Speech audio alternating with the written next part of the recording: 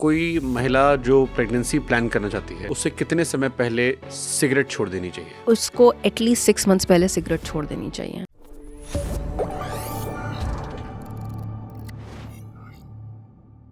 एक healthy pregnancy और स्वस्थ बच्चे के लिए 3 सबसे जरूरी काम। सबसे पहली बात, प्रेगनेंसी थोड़ा 35 ईयर्स से पहले और 28 ईयर्स के बीच में फोलिक एसिड खाना है, बिकॉज फोलिक एसिड डेफिशिएंसी से, और अल्कोहल स्मोकिंग नहीं करनी है और फिट रहना है। Exercise is the key. कोई महिला जो प्रेगनेंसी प्लान करना चाहती है उससे कितने समय पहले सिगरेट छोड़ देनी चाहिए?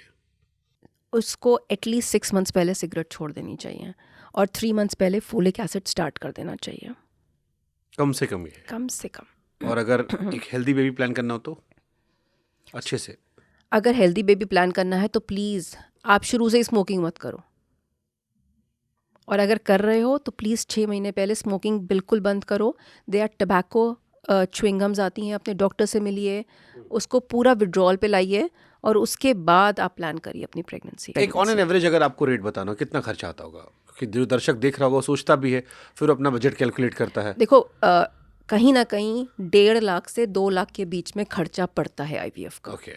बिकॉज आपके ब्लड टेस्ट भी ठीक से होते हैं। अगर आपको ठीक से कराना है तो इतना खर्चा आ जाता है। इसमें भी रेंज होती है कि ये प्रीमियम वर्जन का इतना है, ये लोअर कितना? नहीं, एब्सोल्युटली नॉट। बट इसमें क्या रेंज होती है कि अगर आपको डोनर एग्स लेना है या डोनर स्पर्म लेना है या फिर कोई एडेड प्रोसीजर है, जैसे मैंने टेसा बताया, टेस्टिकुलर बायोप्सी है, या फिर आपको जेनेटिक टेस्टिंग करानी है, तो उसका एक्स्ट्रा खर्चा ऐड होता है। बट बेसिक आईवीएफ का 1.5 से 2 लाख के बीच में खर्चा पड़ता है। किसी महिला को अपना एग फ्रीज करवाना हो या पुरुष को अपना स्पर्म फ्रीज करवाना हो, उसमें कितनी कॉस्टिंग आती है? स्पर्म फ्रीजिंग तो 5,000 रुपये में हो जाती है।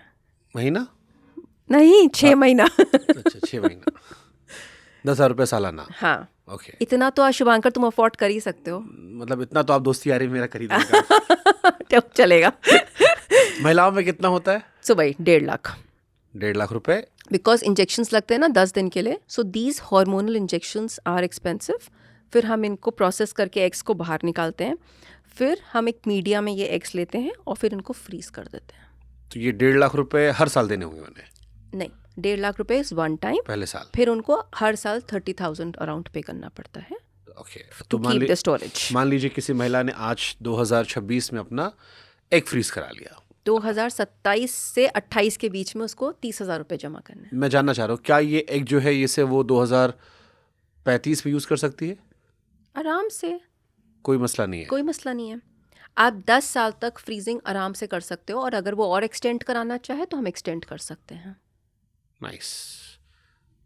सो बहुत सारे कपल्स अब शुभांकर आते हैं, जैसे मेरी प्रैक्टिस को इतना टाइम हो गया, जिनका मैंने पहला बच्चा कराया ना, उनके एम्ब्रियोस फ्रोजन पड़े हैं मेरे पास। अब उनके दूसरे बच्चे भी करा रही हूँ मैं उसी एम्ब्रियो से।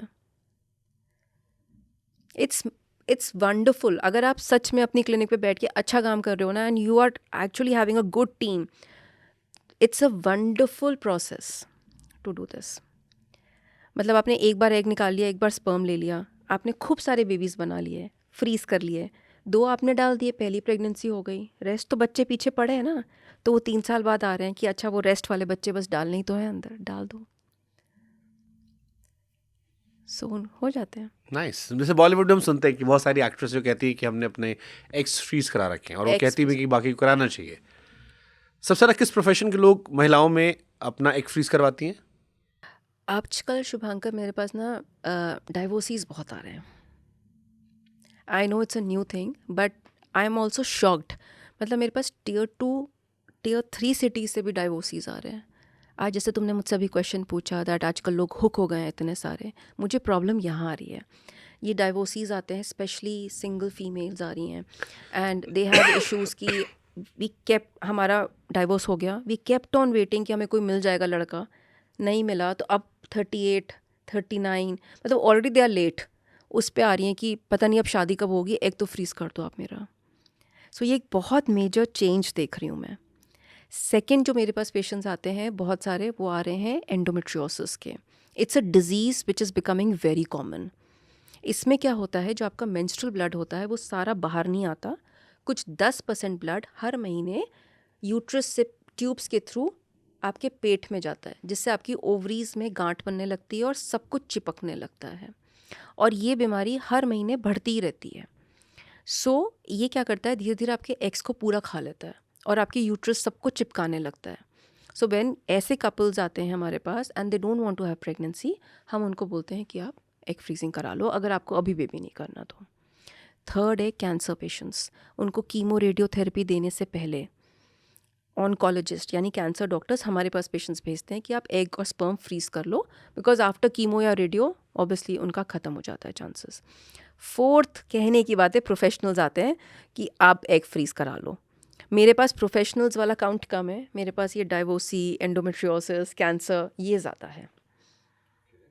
बिकॉज आई थिंक बॉम्बे में I think the concept of professionals I think ज़्यादा है, वहाँ पे more of a corporate culture. इधर आई थिंक मेरे पास दिल्ली वैली में ये बहुत सिंगल लोग बहुत आ रहे हैं। एक कोई मैंने खबर पढ़ी थी, आई डोंट नो कितनी वेरीफाइड है, क्योंकि मुझे खबर याद आ रही है,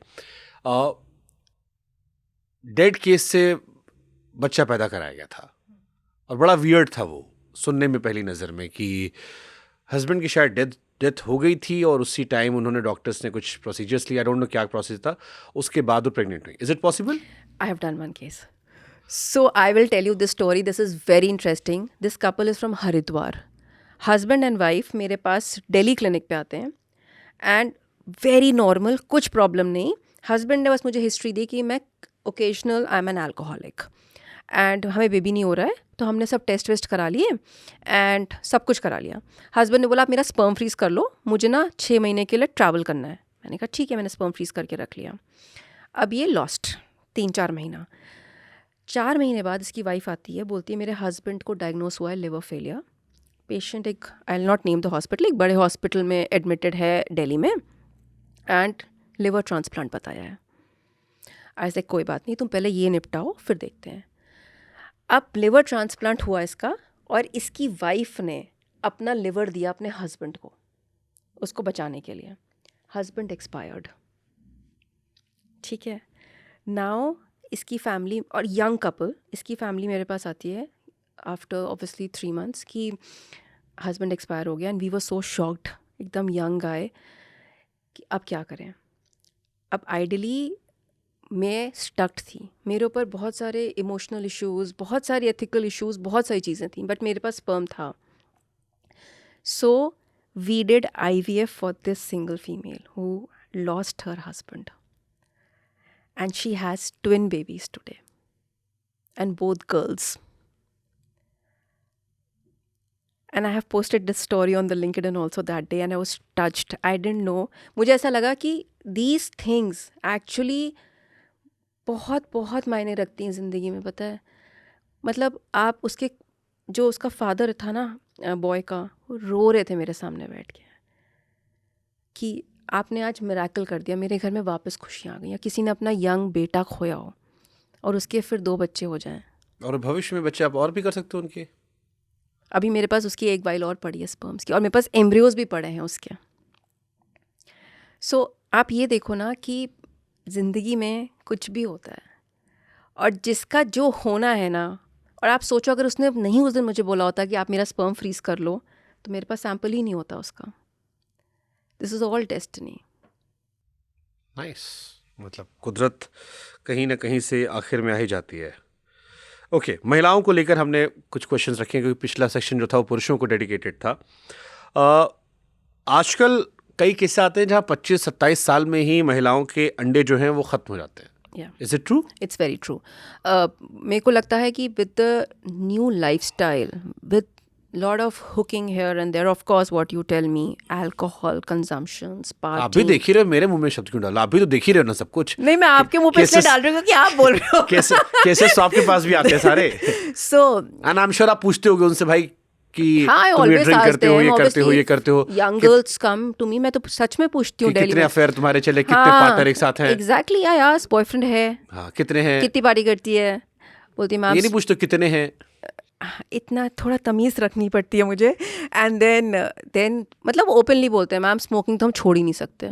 मतलब for them smoking has become a part and parcel of life. Like आप बाहर जाओगे क्लब्स में तो गर्ल्स तो आराम से स्मोकिंग कर रही हैं। So smoking is more harmful than drinking alcohol. So I always tell them भाई स्मोक मत करो. You can have some amount of consumption of alcohol, but smoking is very, very harmful for the egg quality. And definitely it affects. तो young girls के भी बहुत जल्दी आजकल eggs ख़त्म हो रहे हैं. I have people coming to Delhi clinic, बहुत सारी लड़कियाँ, मतलब 25 साल, 26 साल, 27 साल, कॉलेज में हैं. They have they periods issues, menstrual issues start हो जाते हैं बिकॉज एग कम होता है तो पीरियड्स इरेगुलर होने लगते हैं. व्हेन वी चेक देम पता चलता है एग्स कम है. So we counsel them for egg चलो मैं फ्रीजिंग. इसको और आसान कर दूं. वो लड़कियां जो खूब सिगरेट पीती हैं, दिन की एक वाली बात नहीं कर रहा हूं, ना बहुत वो सारी. लड़कियां जो दिन में कम से कम 3-4-5 सिगरेट पी जाती हैं, उनको किस किस तरह की समस्याएं होती हैं? सबसे पहले तो lungs. I think you are not, वैसे ही दिल्ली एक पोल्यूशन बॉक्स है, आप ऊपर से सिगरेट और पी रहे हो. सबसे पहले तो लंग प्रॉब्लम्स, सारा कार्बन इकट्ठा हो रहा है, आपकी ब्रीदिंग इशूज शुरू हो जाएंगे, लंग इशूज शुरू हो जाएंगे. सेकेंड थिंग इज़ सबसे ज़्यादा तो आपकी फर्टिलिटी अफेक्ट होनी शुरू हो जाती है. Your egg count starts going down very bad. Very bad means very bad. Third thing is आपकी स्मोक की वजह से आपकी ब्लड वेसल्स वैसोकंस्ट्रिक्टेड, पतली होने लगती हैं. देयर चांसेस दैट आपको बीपी इशूज़ हो सकते हैं.